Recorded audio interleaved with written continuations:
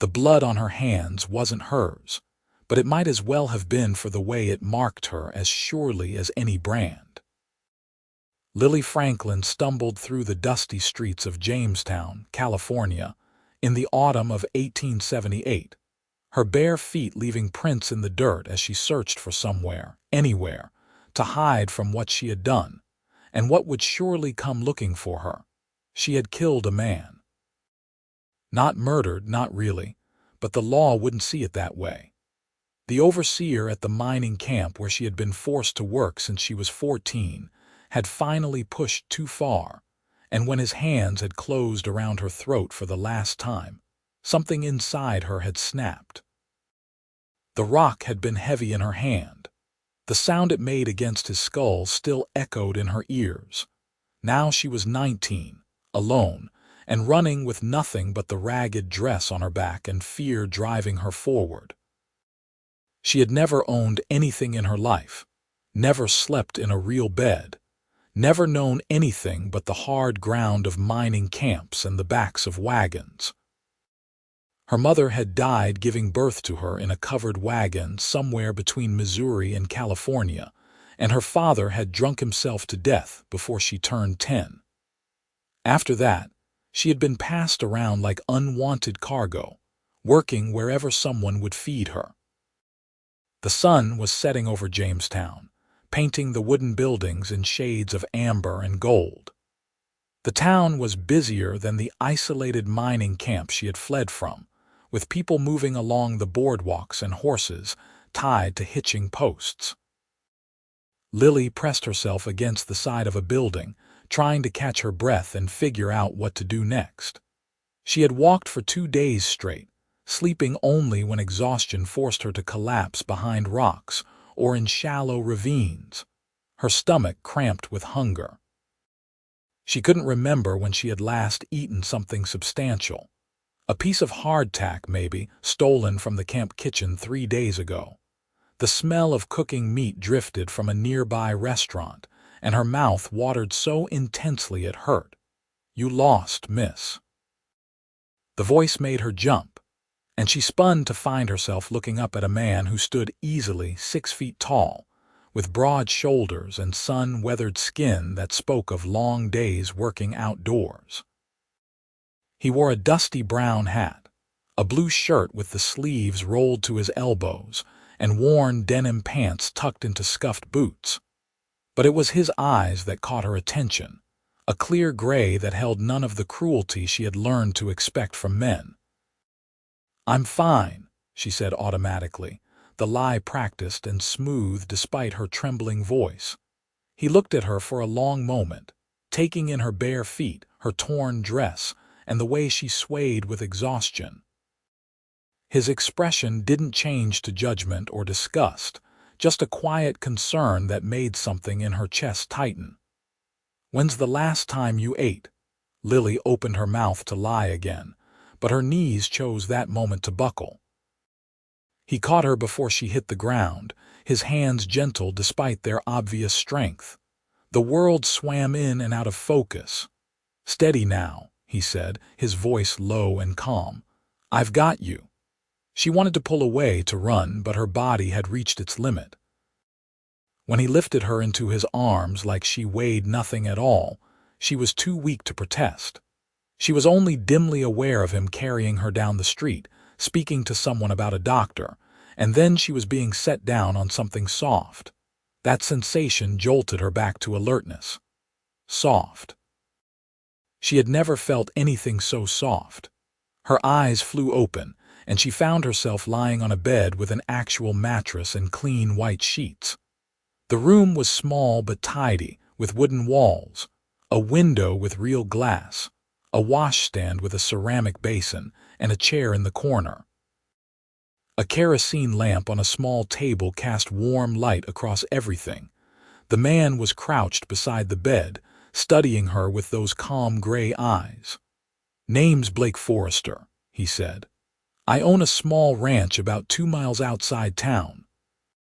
You're in the room I keep at the boarding house for when I need to stay in Jamestown overnight." "I can't," Lily said, trying to sit up. "I shouldn't be here." "You're safe here," Blake said, standing and moving to the washstand. He poured water into the basin. "I'm going to get you some food. There's water here if you want to wash up. I'll be back in 15 minutes. "Wait," she called as he headed for the door. "Why are you helping me?" He paused, his hand on the doorknob, and looked back at her. "Because you need help," he said simply, as if there could be no other reason, and then he was gone. Lily sat frozen on the bed for a long moment after the door closed. This had to be a trick. Men didn't help women without wanting something in return. That had been the clearest lesson of her life. But she was so tired, and the bed was so soft, and the water in the basin called to her like a siren song. She stood on shaking legs and approached the washstand. There was a clean cloth folded beside the basin, and a small piece of soap that smelled like lavender. Lavender. She had only smelled that once before, when a merchant's wife had passed through the mining camp. Lily picked it up with trembling fingers and held it to her nose, breathing in the scent until her eyes burned with tears she refused to shed. She washed her hands first, scrubbing until the water ran red and then brown and finally clear. Then she washed her face, her neck, her arms. The water that remained in the basin was filthy by the time she finished, but she felt more human than she had in days. Blake returned exactly when he said he would, carrying a tray laden with food: roast beef, potatoes, carrots, fresh bread, and a cup of what looked like coffee. The smell made Lily's stomach clench almost painfully. "Sit down and eat," he said, setting the tray on the small table. "Take your time. If you eat too fast after going hungry, it'll make you sick." She wanted to fall on the food like a starving animal, but his words made sense. She sat in the chair he pulled up to the table and forced herself to take small bites, chewing thoroughly.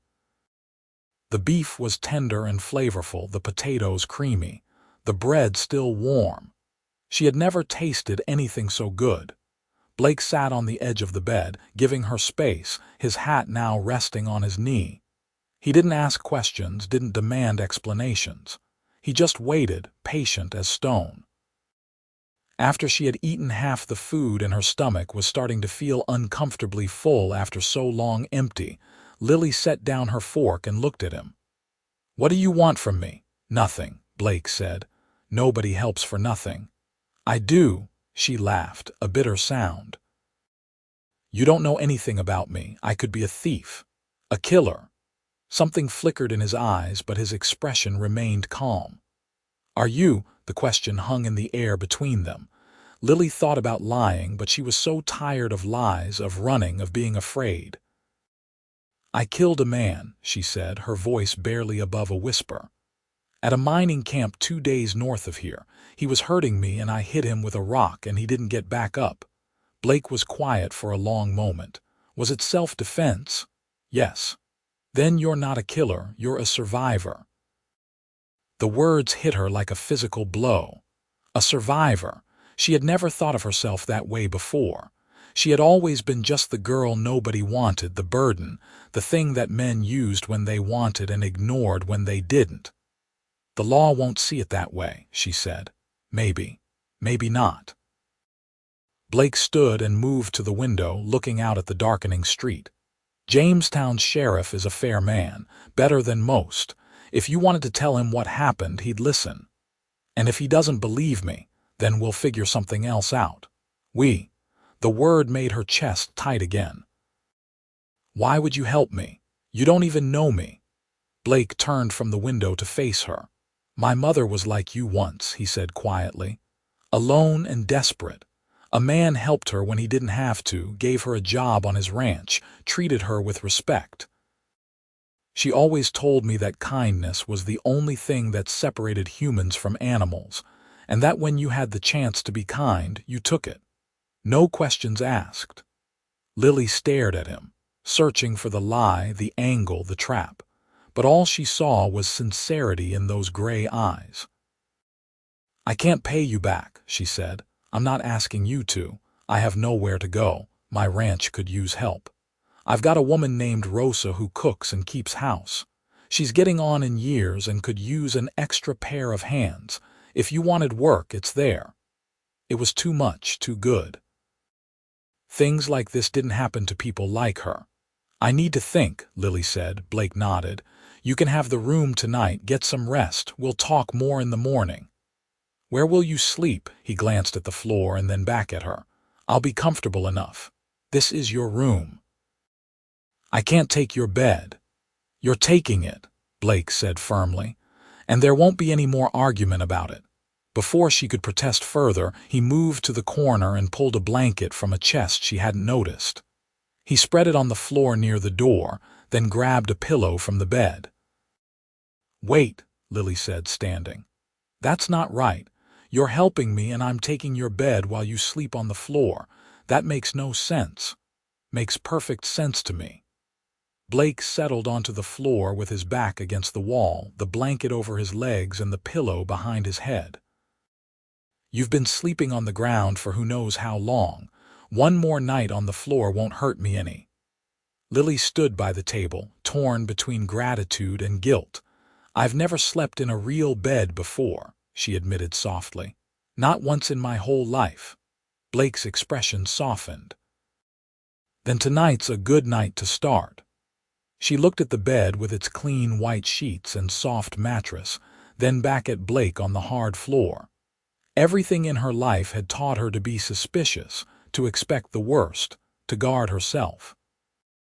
But this man had shown her nothing but kindness without asking for anything in return. He had given her food when she was starving, safety when she was hunted, and now he was giving her his bed without a single question about whether she deserved it. "Thank you," she whispered. "You're welcome, Lily," she blinked. "I never told you my name." "You did, actually. When I was carrying you, you were half-conscious and said it." Lily had no memory of that, but she supposed it made sense. She sat on the edge of the bed, her body aching with exhaustion. "Blake Forrester." "Yes.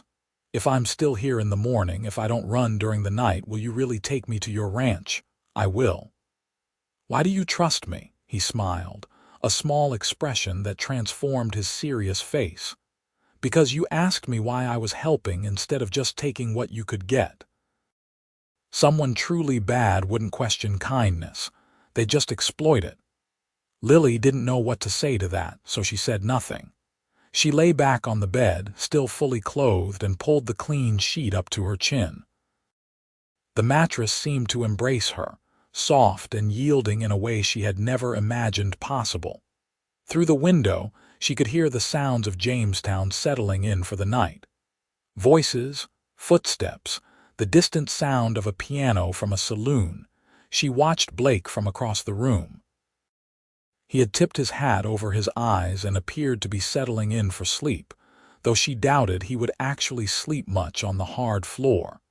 Everything about this situation was impossible. Cowboys didn't help strange women. They didn't give up their beds. They didn't offer jobs and safety without expecting something in return. But Blake had done all those things.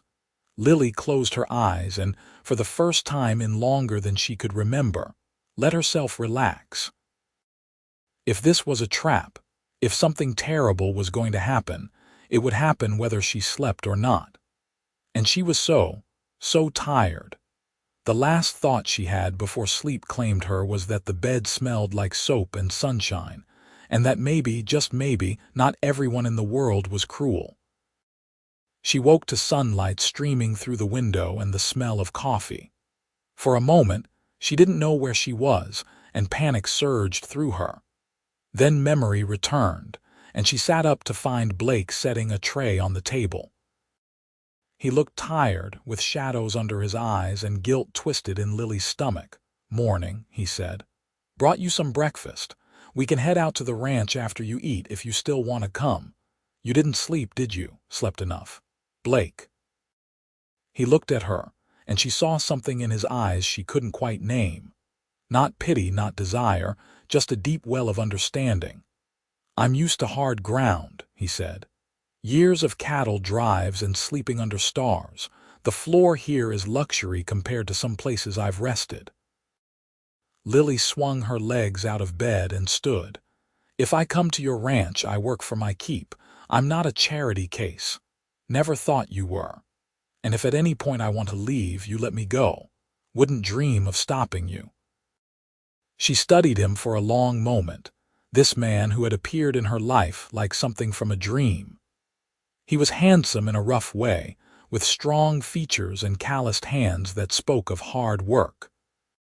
But it was his steadiness that drew her, the way he seemed as solid and dependable as the mountains themselves.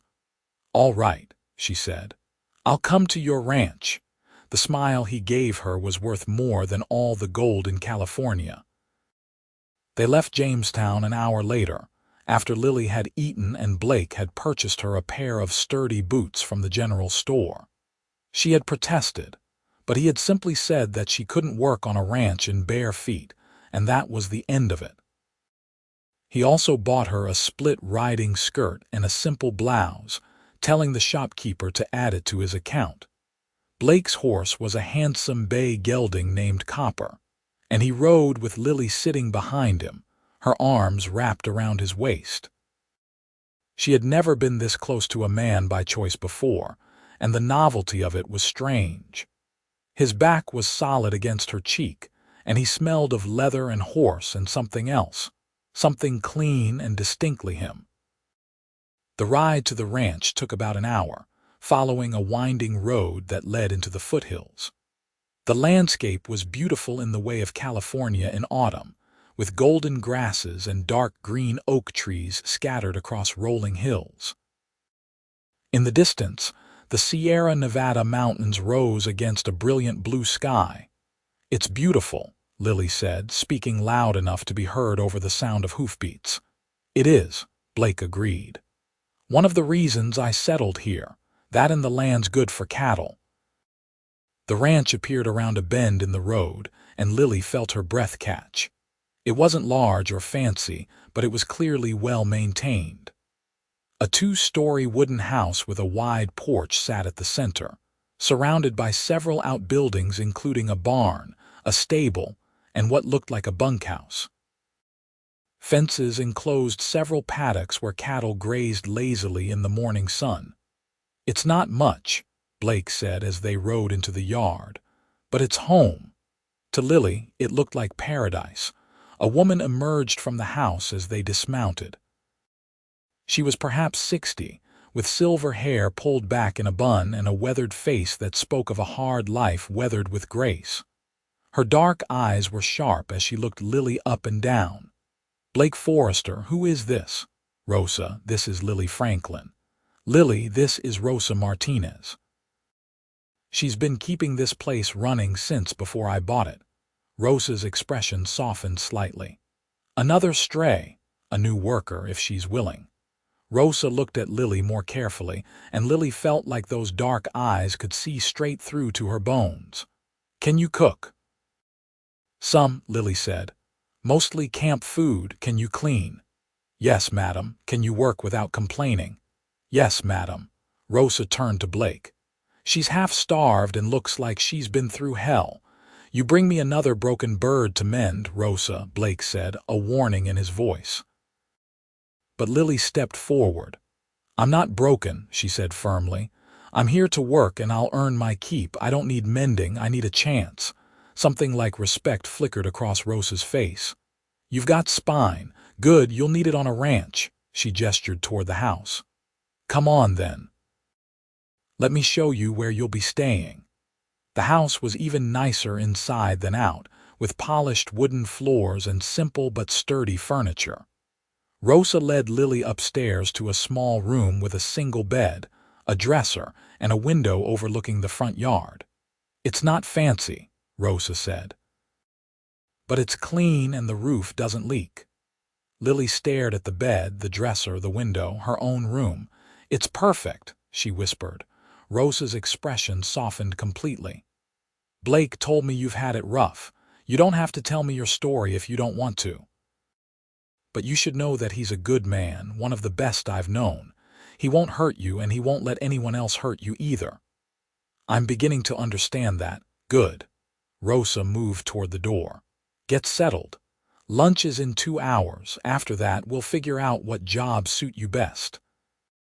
After Rosa left, Lily sat on the bed and looked around the room. Her room. She had never had her own space before, never had privacy or the ability to close a door and be alone. She lay back on the mattress, which was nowhere near as soft as the one at the boarding house but still better than anything she had ever known, and stared at the ceiling. She had killed a man 3 days ago. She was on the run from the law. She had nothing to her name but the clothes Blake had bought her.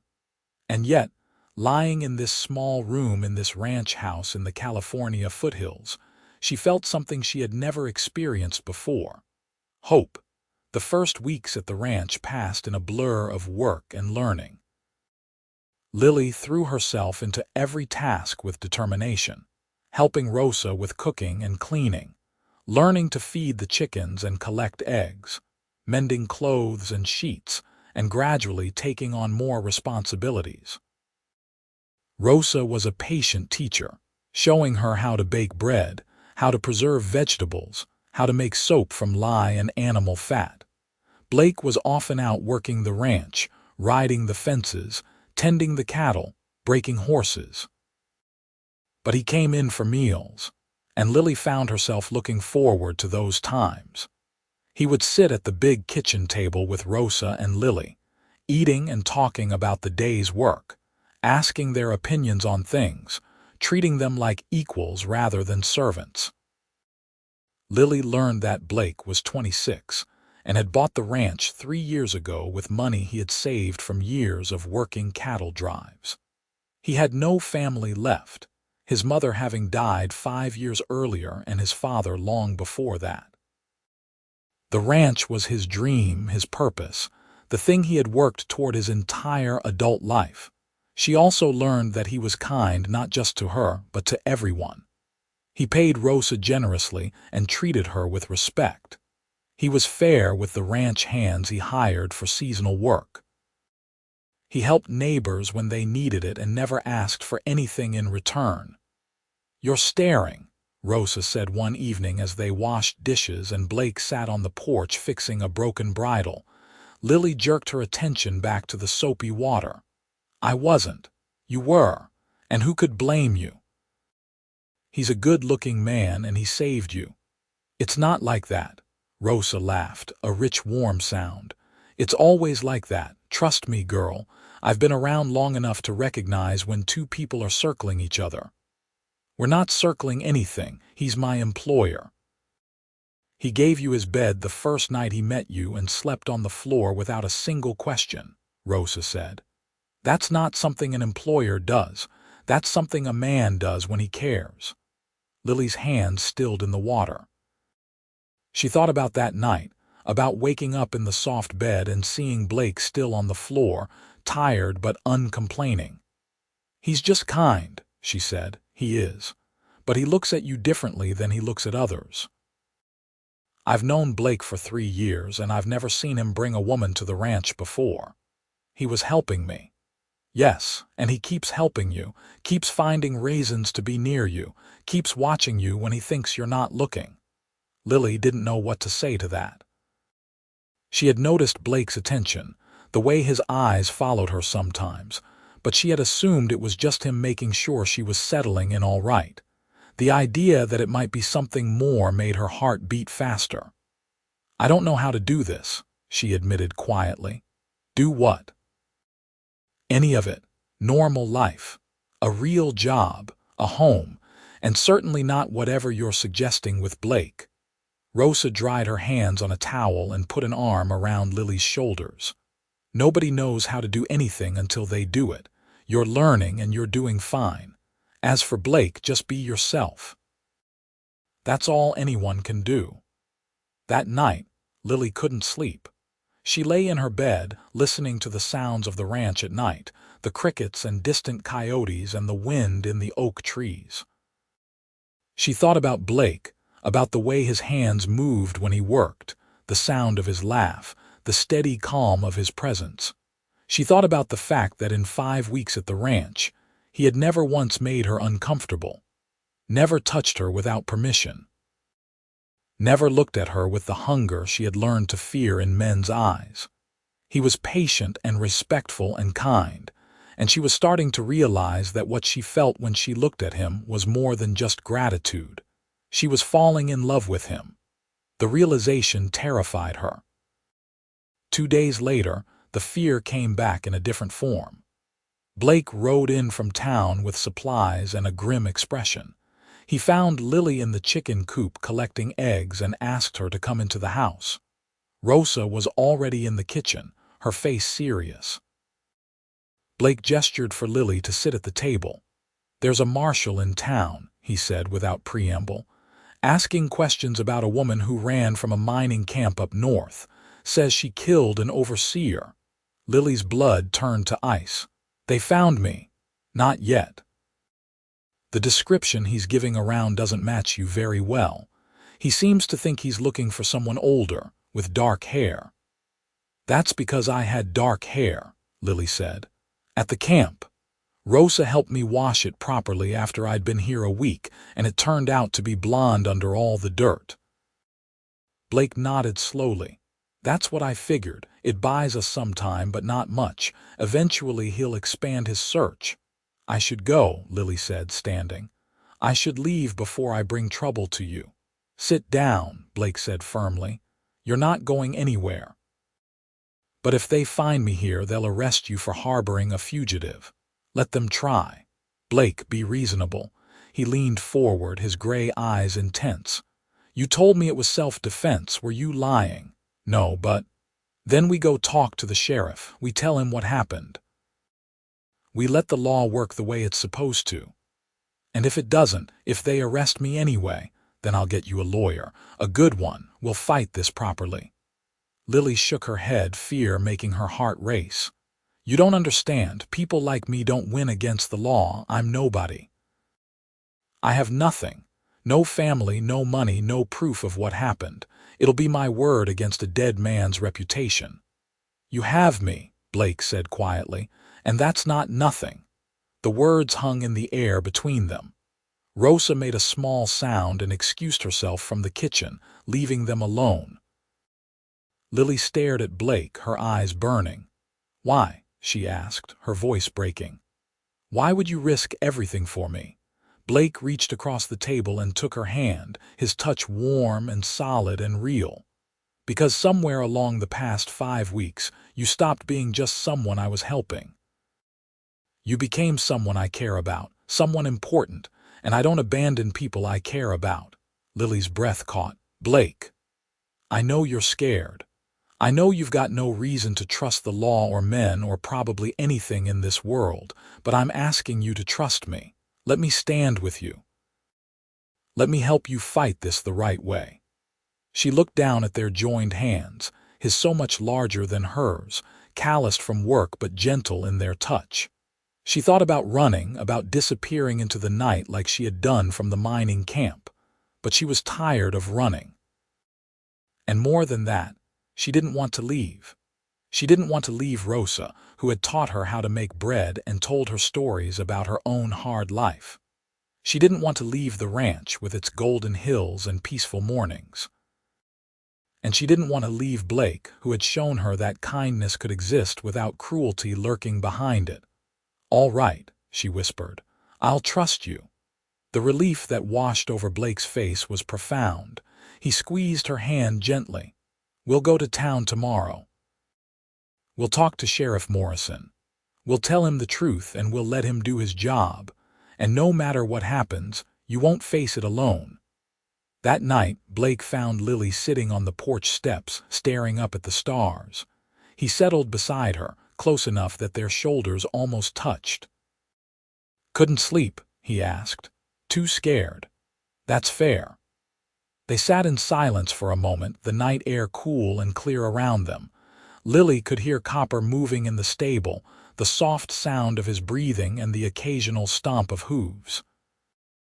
"My mother used to tell me that the stars were holes in the floor of heaven," Blake said quietly. "That the light coming through was from a better place, and that no matter how dark things got down here, that light was always there if you looked up. Did you believe her? When I was young. Then I got older and learned about astronomy and science. But you know what? Even knowing the truth, I still like her explanation better. Lily smiled despite her fear. She sounds like she was a good woman. She was. She went through hell in her life, but she never let it make her bitter. She chose kindness every single day, even when kindness wasn't shown to her. That's strength. Real strength. Is that why you're kind? Because of her? Blake turned to look at her, and in the starlight his face was shadowed but his eyes were bright.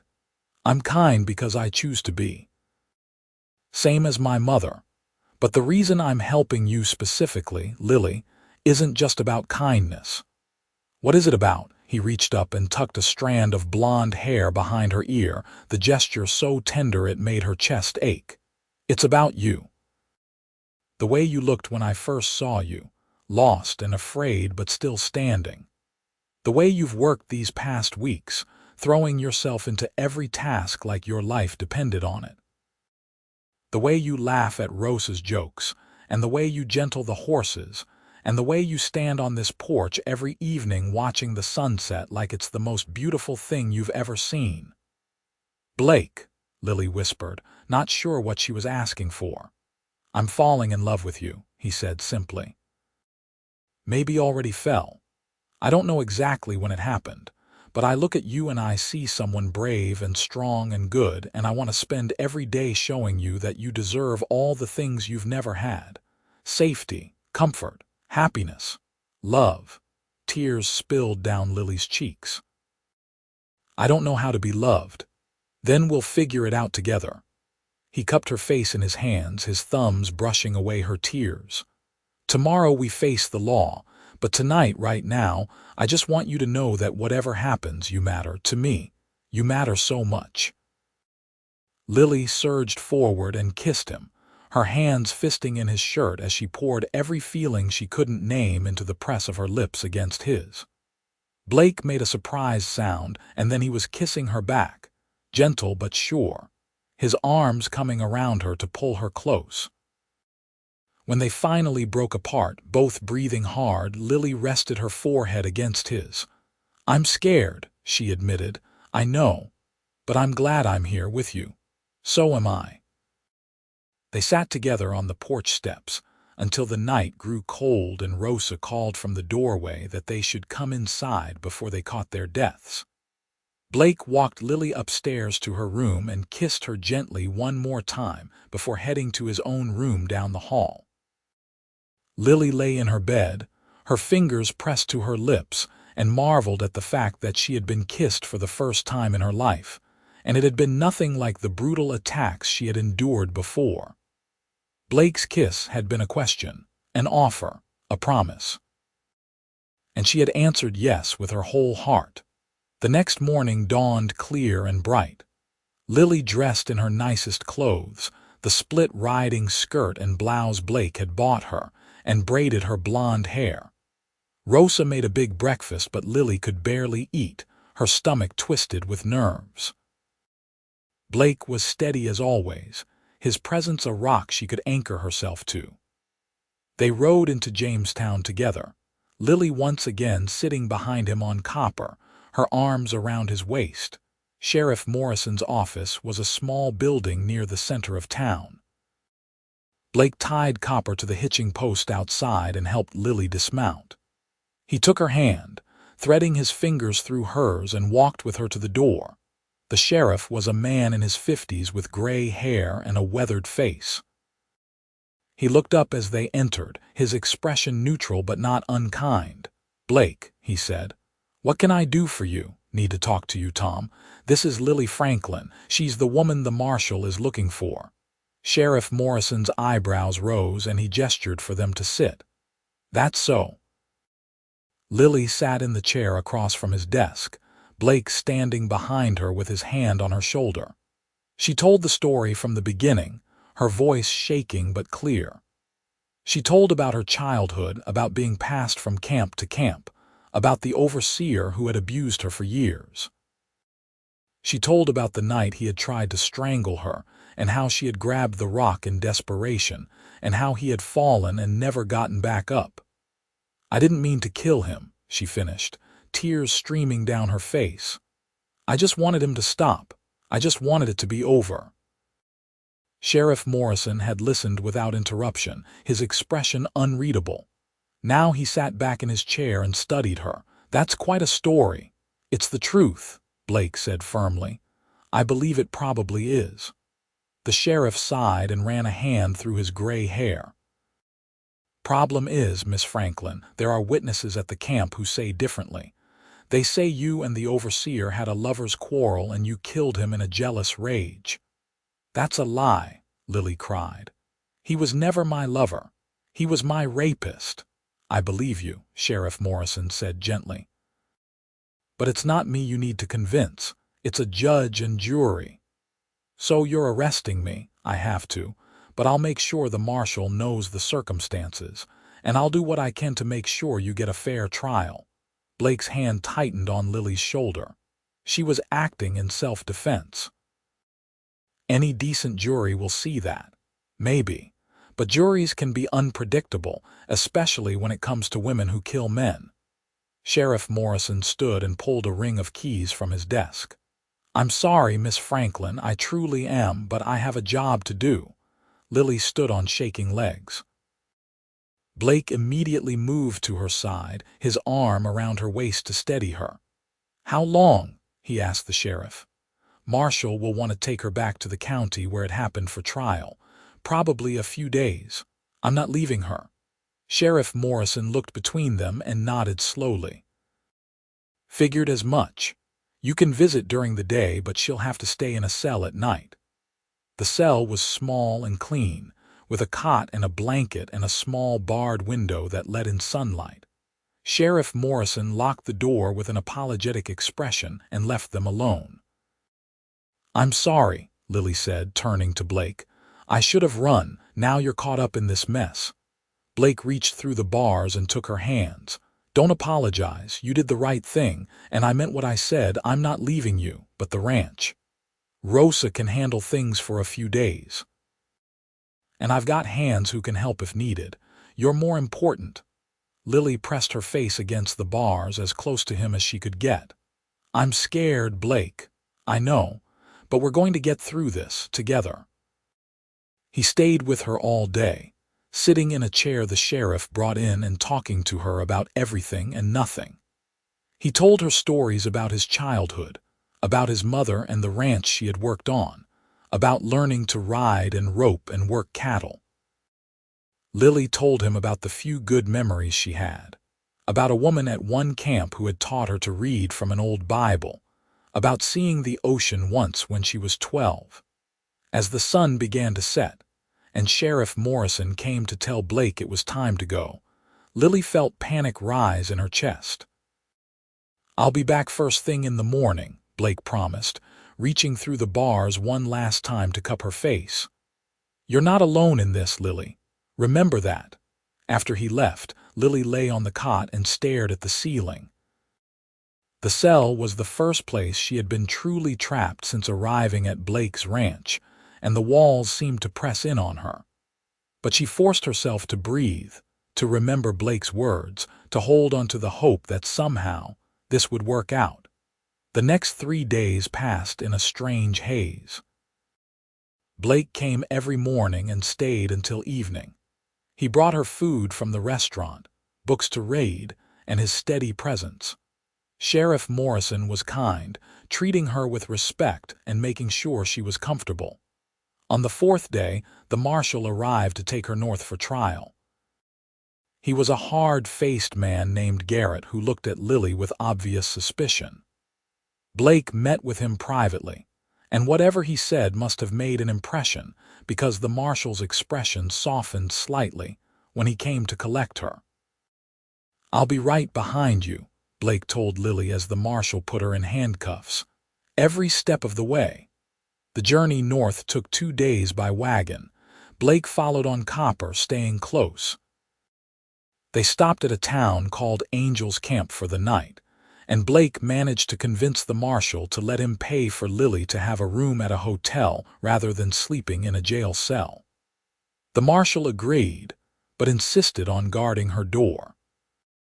In the morning, they continued north to the county seat where the trial would be held. The jail there was larger and grimmer than Sheriff Morrison's, but Blake immediately set about making arrangements. He hired a lawyer, a sharp-eyed man named Samuel Green who had a reputation for defending the defenseless. He arranged for Lily to have decent meals and clean clothes. He visited her every day, sometimes twice a day, bringing news and hope. The trial was set for 2 weeks later. Those 2 weeks were the longest of Lily's life. She spent her days in the cell, reading the books Blake brought her and talking to him through the bars. She spent her nights lying awake, terrified of what the future might hold. Samuel Green visited often, asking her detailed questions about the overseer, about the camp, about the night of the killing. He was thorough and professional, but he was also honest. "The facts are on your side," he told her, "but facts don't always win cases. We need to make the jury see you as a person, not just a defendant. We need them to understand what you went through." "How do we do that?" "You testify. You tell your story in your own words, and you let them see that you're telling the truth." The day of the trial arrived gray and cold. Lily wore a simple dress that Blake had purchased for her, and Rosa, who had traveled up to be there, braided her hair. In the courtroom, Lily sat between Samuel Green and Blake, who had been allowed to sit at the defense table as a supporter. The prosecutor was a stern man who painted Lily as a cold-blooded killer. He called witnesses from the camp who testified that the overseer had been a good man, and that Lily had been trouble from the start. None of them mentioned the abuse, the assaults, the terror she had lived with every day. Then it was Samuel Green's turn. He called Rosa to the stand, who testified about the state Lily had been in when she arrived at the ranch, half-starved and traumatized. He called Sheriff Morrison, who testified that Lily had turned herself in willingly and told the truth. He called a doctor who examined Lily and found evidence of old injuries consistent with repeated assault. And then he called Lily. Walking to the stand felt like walking to the gallows. Lily's legs shook, and her hands trembled as she placed them on the Bible to swear her oath.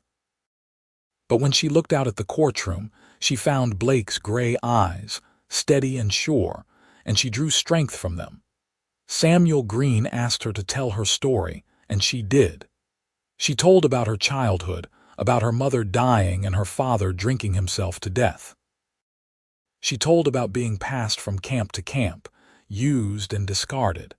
She told about the overseer, about the years of abuse, about the night he tried to kill her. "I didn't want to hurt him," she said, her voice breaking. "I just wanted to survive. I just wanted one more day of being alive." "Is that so wrong?" The prosecutor cross-examined her harshly, trying to trip her up to make her seem like a liar. But Lily answered every question with the truth, her voice growing stronger as she went. She had nothing left to lose. If they didn't believe her, she would hang. But at least she would go knowing she had told the truth. The jury deliberated for 6 hours. Lily sat in a small room with Blake and Rosa, waiting. Blake held her hand the entire time, his thumb stroking circles on her palm. "Whatever happens," he said quietly, "I love you. I need you to know that." "I love you too," Lily whispered. "I didn't think I was capable of it, but I do. I love you, Blake Forrester." When the jury filed back in, Lily felt like she might faint. The foreman stood, a weathered rancher with kind eyes. In the matter of the state versus Lily Franklin on the charge of murder, we find the defendant not guilty by reason of self-defense. The courtroom erupted. Lily heard Blake's shout of joy, felt Rosa's arms around her, saw Samuel Green's triumphant smile. But mostly she felt the weight that had been crushing her for months finally lift, and she could breathe again. She was free. The ride back to the ranch took 3 days, but they were the happiest 3 days of Lily's life. Blake, Rosa, and Lily traveled together, stopping at small towns along the way, sleeping under the stars when the weather was good. Blake told everyone they met that Lily was innocent, acquitted, and free, his pride in her clear in every word. On the final night before they reached the ranch, Blake and Lily walked away from the camp to a small creek that ran silver in the moonlight. They sat on the bank, their shoulders touching, and listened to the water flowing over rocks. "What happens now?" Lily asked. "Now you live," Blake said simply. "You get to decide what your life looks like without fear, without running. You get to just be Lily." "And what does Lily want?" He turned to face her, his expression serious. "I know this is fast. I know we've only really known each other for a few months. But I meant what I said, Lily. I love you. And if you'll have me, I want to spend the rest of my life showing you what love is supposed to look like." Lily's heart felt like it might burst. "Are you asking me to marry you?" "I'm asking you to think about it. I'm asking you to stay at the ranch, to let me court you properly, to give us a chance to build something real together. And then, when you're ready, if you're ever ready, I'll ask you properly." "Blake Forrester," Lily said, her voice thick with emotion, "I have thought about it.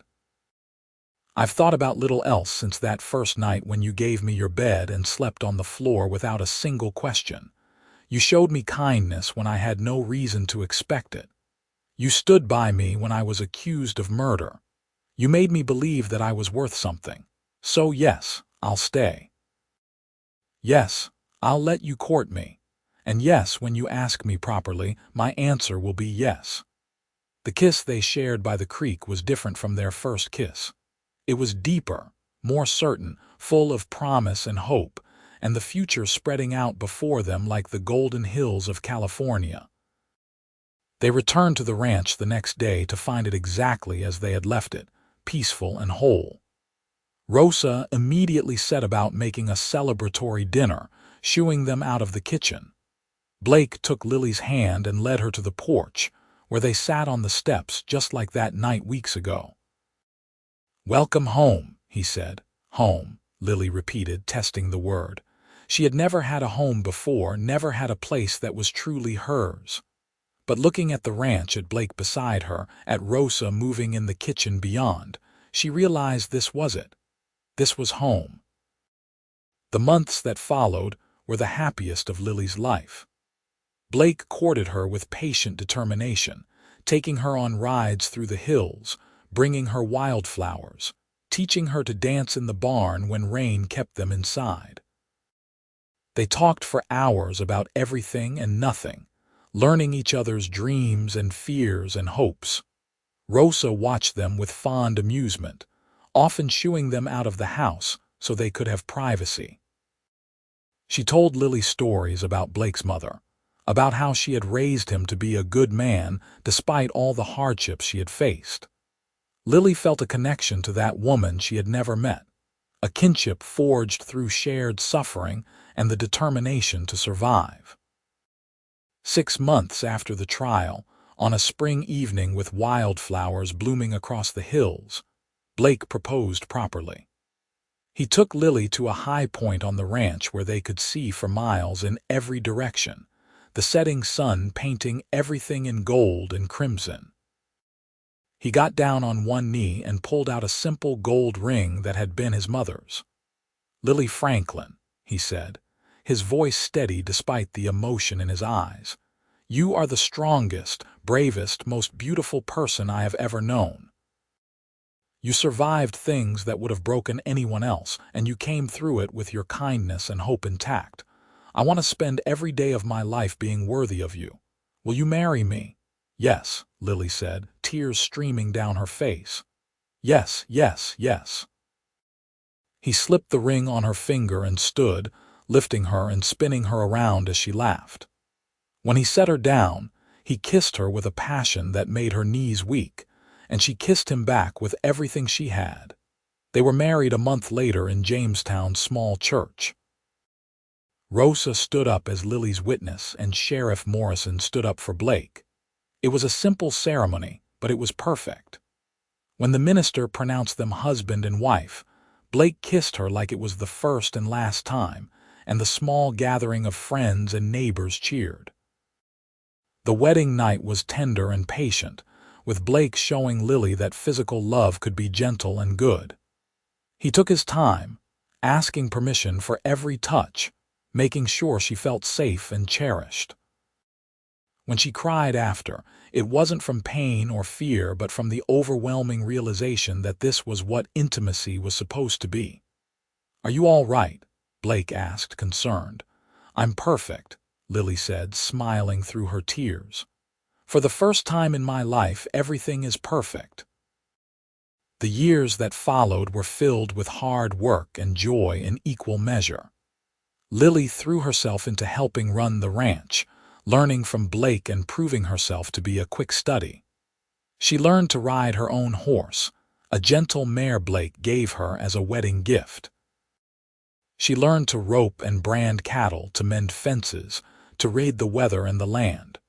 Rosa taught her advanced cooking and sewing, how to preserve food for winter and how to treat common illnesses. The three of them became a family, eating meals together and sharing the work and the triumphs. 2 years after the wedding, Lily discovered she was pregnant. The news terrified and thrilled her in equal measure. Blake was overjoyed, immediately becoming overprotective and trying to keep her from working too hard. Rosa just laughed and told him that women had been having babies while working ranches since the beginning of time. The pregnancy was difficult, with Lily sick for the first few months and exhausted for most of the rest.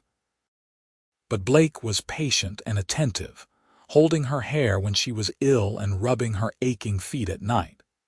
He read to her from novels and newspapers, talked to her about the ranch and their future, and told their unborn child stories about their mother's bravery. On a cold January morning in 1882, Lily gave birth to a son. The labor was long and painful, with Rosa serving as midwife and Blake pacing anxiously downstairs. But when it was over and Lily held the tiny, red-faced infant in her arms, she felt a love so intense it was almost painful. "He's perfect," Blake said, tears streaming down his face as he looked at his son. "Lily, he's perfect." They named him Thomas Morrison Forrester, after the sheriff who had treated Lily with kindness and fairness. Tom was a healthy, happy baby who rarely cried and seemed to find endless fascination in the world around him. Watching Blake with their son filled Lily with a joy she had never imagined possible. He was a devoted father, gentle and patient, singing to Tom and carrying him around the ranch, showing him the horses and cattle and land that would one day be his. Rosa doted on the baby, calling him her grandson and spoiling him outrageously. She made him little clothes and toys, and spent hours rocking him and singing Spanish lullabies her own mother had sung to her. When Tom was 2, Lily became pregnant again. This time the pregnancy was easier, and she was able to work almost until the day she went into labor. Their second child was a daughter with Blake's gray eyes and Lily's blonde hair. They named her Grace, and she lived up to her name from the start, a calm and easy baby who smiled at everyone.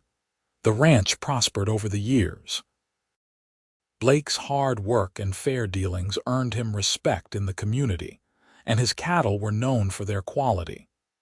Lily proved to be skilled at managing the books and accounts, finding ways to save money and invest wisely. They expanded slowly but surely, buying adjacent land when it became available and increasing their herd. When Tom was 5 and Grace was 3, Rosa fell ill with pneumonia. Despite the doctor's best efforts, she didn't recover. Her death hit all of them hard, but especially Lily, who had come to see Rosa as the mother she had never really had. "She loved you like a daughter," Blake told Lily as they stood by Rosa's grave. She told me once that you were the daughter she had always wanted but never had." "I loved her too," Lily said, tears streaming down her face. "She taught me so much, how to cook, how to keep a house, how to be strong and kind at the same time." They mourned Rosa's passing, but they also celebrated her life. Tom and Grace grew up hearing stories about their grandmother Rosa, about her strength and wisdom and the way she could make anyone feel welcome. As the years passed, Lily sometimes thought about the girl she had been when she stumbled into Jamestown with blood on her hands and bare feet. That girl seemed like someone from another life entirely. She had been so afraid, so certain that kindness was a trap and that trust would only lead to pain. Blake had proven her wrong in every possible way. He had shown her that love could be steady and sure, that men could be gentle and kind, that home was a real thing and not just a fairy tale. He had given her his bed that first night without question, and in doing so, he had given her a future she had never dreamed possible. They had their struggles, of course. Years when the cattle prices dropped and money was tight. A drought one summer that left them scrambling to keep the herd watered. A winter when the snow came early and hard, and they lost several head to the cold. But they faced everything together, Blake and Lily, partners in every sense of the word. Tom grew into a thoughtful boy who loved the ranch and dreamed of running it one day. Grace was spirited and clever, always asking questions and wanting to know how things worked. Lily watched them grow with wonder and gratitude, marveling that she had created these beautiful, healthy children who had never known hunger or fear or abuse. On their 10th wedding anniversary, Blake took Lily back to the high point where he had proposed. The children were staying with a neighbor for the night, giving them rare time alone. They sat on a blanket, watching the sunset paint the sky in shades of orange and pink. 10 years, Blake said, his arm around her shoulders. Feels like yesterday and forever ago all at once. I know what you mean, Lily said, leaning into him. Sometimes I still can't believe this is real, that you're real, that I get to have this life. You deserve it, Lily. You deserve every good thing. She turned to look at him, this man who had saved her in every way a person could be saved. His face had a few more lines now, his hair was starting to show gray at the temples, but his eyes were still that same steady gray that had calmed her fears that first night in Jamestown. I love you, she said. I don't say it enough, but I do. I love you more than I ever thought possible to love anyone. I love you too, Blake said, kissing her softly. Always have, always will. They made love there under the stars, gentle and familiar and perfect. Afterward, wrapped in the blanket together, Blake told her about his plans to expand the ranch further, to build a bigger house as the children got older, to maybe hire more permanent help so he and Lily could take the occasional trip to San Francisco or Sacramento. I want to show you the world, he said. All the things you never got to see growing up. I have everything I need right here, Lily said, but if you want to travel, I'll go with you. As long as we're together, I'm happy anywhere. More years passed in a blur of seasons and celebrations. Tom turned 16 and took on more responsibility at the ranch, working alongside Blake from dawn until dusk. Grace developed a passion for horses and spent every free moment in the stables, gentling even the most difficult animals with her patient touch. Lily's hair started to show threads of silver, and Blake's became more gray than brown. But they were happy, their love deepening with each passing year into something solid and unshakable. One evening, when Tom was 18 and Grace was 16, they all sat together on the porch after dinner. It was late summer, the air warm and filled with the sound of crickets. Tom was talking about a girl he had met in town, his face flushed with the enthusiasm of first love. Grace was complaining about a new horse that refused to be bridled. Blake caught Lily's eye and smiled, and she knew he was thinking the same thing she was. This moment, right here, was everything. Their children healthy and happy, their ranch prosperous, their love as strong as ever. All the pain and fear and struggle of their early lives had led to this peaceful evening, this perfect family, this life they had built together. Later that night, as they prepared for bed, Blake pulled Lily into his arms. "Remember that first night?" he asked. "When I gave you my bed and slept on the floor?" "I'll never forget it," Lily said. "It was the first time anyone had shown me kindness without expecting something in return." "I knew even then," Blake said. "I knew you were special. I just didn't know yet that you would become my whole world." "You saved me, Blake."